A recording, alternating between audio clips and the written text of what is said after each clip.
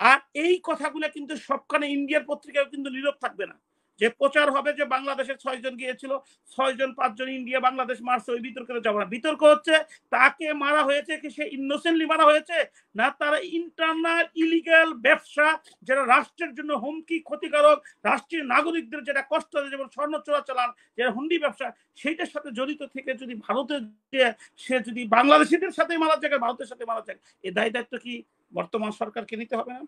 আওয়ামী লীগকে নিতে হবে না? মহান পার্লামেন্টে যারা পরিচালনা করছেন তাদেরকে নিতে হবে না? কারণ নৈতিকতাই যদি আপনার না থাকে, নৈতিকতা যদি স্থলিন ঘটে, তাহলে আপনি আর কি নিয়ে জনগণের কাছে যাবেন? জনগণের কাছে যাওয়ার প্রথম প্রধান সম্পদ হচ্ছে আপনার নৈতিকতায় আপনাকে স্ট্রিক্ট থাকতে হবে, আপনার সততায় আপনাকে আনকম্প্রোমাইজ করতে হবে, দেশপ্রেমিকের মধ্যে আপনাকে নো কম্প্রোমাইজ, 100-এ 100 পেতে হবে।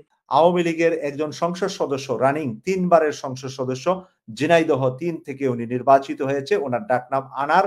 উনি গত 11ই মে চিকিৎসার জন্য ভারত গিয়েছেন এবং উনি 3 দিন পর থেকে পরিবারের সাথে আর কোনো যোগাযোগ মেনটেন করতে পারছেন না।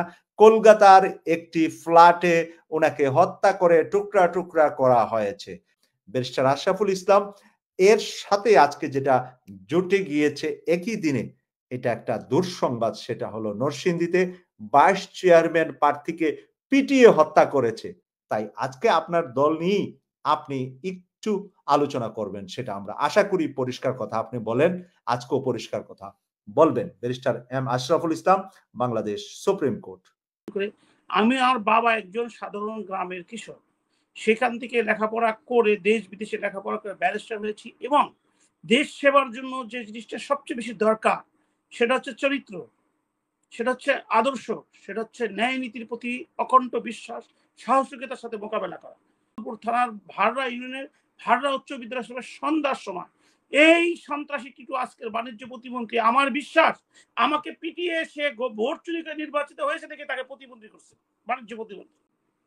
উনি ওনার ভাই ওনার লোকজন আমাকে মেরে ফেলার চেষ্টা করা হয়েছে। আমি টাঙ্গাইলের ডিসি রিটার্নিং অফিসার, সহযোগিতা না করলে হয়তো জানা মেরে ফেলত।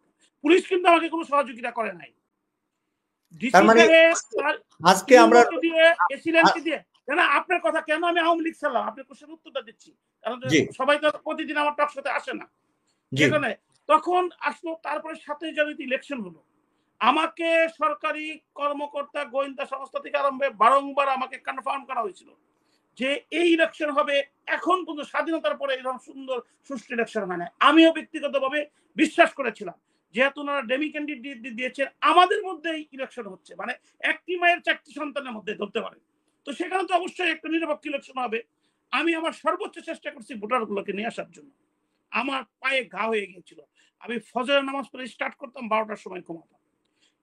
দেখা গেল কি সকাল 9টা থেকে পেরিফেরি এলাকা, রিমোট এলাকা আমার নাগরপুর দেলদুয়ারে, সেখানে ওপেন ভোট ডাকাতি আরম্ভ করলো। আমি কিন্তু ইনস্ট্যান্ট কমপ্লেইনের পর কমপ্লেইন দিছি, কোনো কাজ হয় না। 3টার দিকে আমাদের এলাকায় খুবই একটা সুনামধন্য গ্রাম আছে, সেই গ্রামে যে আমি শুনলাম যে ওপেন ভোট ডাকাতি করেছে। আমি গেলাম, আমাকে শার্টের কলার ধরে, কোটের কলার ধরে কেন্দ্র থেকে বের করা হয়েছে। I was A candidate. বাসুভাই কথা বুঝতে পেরেছেন? তো তারপরে যখন দেখলাম সমস্ত ভোট নিয়ে গেল, তখন 7টার সময় আমি লাইভে এসে বললাম এই দলের সাথে আমার কোনো সম্পৃক্ততা নাই।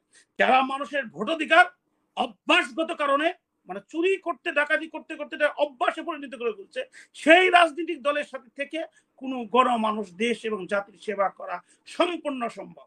তারপরের দিন এই 8ই জানুয়ারি আমি আমার এলাকার রাস্তায় বাজারে বাজারে ঘুরে আমি সবাইকে চিল্লিয়ে চিল্লিয়ে বললাম আলোচনা করে, এই আওয়ামী লীগ আমি আর কোনোদিন করবো না, এর সাথে আমার আর কোনো সম্পর্ক। আজকে এই আনোয়ারুল আজিম সাহেব ইন্ডিয়াতে মারা গিয়েছেন, অনেক কোশ্চেন এখানে অলরেডি জন্ম হয়েছে, অনেক অনেক কোশ্চেন করেছেন। এখানে যদি একজন সরকারি কর্মকর্তা দেশ ছেড়ে যেতে হয়, তার কিন্তু ওই কনসার্ন অথরিটি থেকে তাকে কিন্তু পারমিশন নিয়ে যেতে হয়। আমি যেটুকু জানি সংসদের স্পিকারের অনুমোদন থাকে বা কনসার্ন থাকে। এখন বর্তমানে সে কোন দেশে আছে, এটা গভর্নমেন্ট এক্স্যাক্টলি এই পয়েন্টের মধ্যে আসতেছে যে একজন মহান পার্লামেন্টের মেম্বার হোয়াট এভার ইলেকশন হোক আর না হোক, একটা দেশ তো পরিচালনা হচ্ছে, আছে তো। আর পার্লামেন্ট মেম্বার ধরেন যে আজকে মারা গেছে, ওখানে স্বাভাবিকভাবে মারা যায়, সে দায়বদ্ধতা তাকে নিতে হবে না? আর যদি সে অস্বাভাবিক মারা যায়, অবৈধ কাজের সাথে সংগঠিত হয়, সে দায়িত্ব কে নিবে? আজকে আনোয়ারুল আজিম সাহেব মারা গেছে, অবশ্যই এটা দুঃখজনক। কিন্তু তার চেয়ে বেশি দুঃখজনক একটা জাতি হিসাবে, এই দেশের নাগরিক হিসাবে, এই দেশে একটা সুপ্রিম কোর্টে প্র্যাকটিস করি, সেটা হিসাবে তার বিরুদ্ধে কিছু প্রপাগান্ডা অলরেডি আমি ইত্তেফাকে দেখলাম, যে এই যে বাই পথে স্বর্ণ চলাচল না হয়, সেই সিন্ডিকেটে নাকি সে one of the main person ছিলেন। এই যে টাকা যে হুন্ডি হয়, যে টাকার জন্য আজকে আমাদের রিমিটেন্স নাই, আজকে আমাদের বাজার মূল্য প্রত্যেকটা জিনিসে ধাপ ধাপ বেড়ে চলছে, আমরা সবাই কোনো না কোনো ভাবে কষ্ট পাচ্ছি, কষ্ট করছি, সেটারও নাকি সে এই one of the syndicate member ছিলেন। তাহলে একজন মেম্বার অফ পার্লামেন্ট যদি অবৈধ চোরাচালানের সাথে সম্পৃক্ত থাকে, একজন মেম্বার অফ পার্লামেন্ট যদি হুন্ডি ব্যবসার সাথে, কে আমাদেরকে নিরাপত্তা দিবে? এই রাজনীতির অর্থ কি? এই দায়িত্ব আওয়ামী লীগ যেমন মেম্বার অফ পার্লামেন্ট বানিয়েছে, এই দায়িত্ব কিন্তু তাদেরকে নিতে হবে।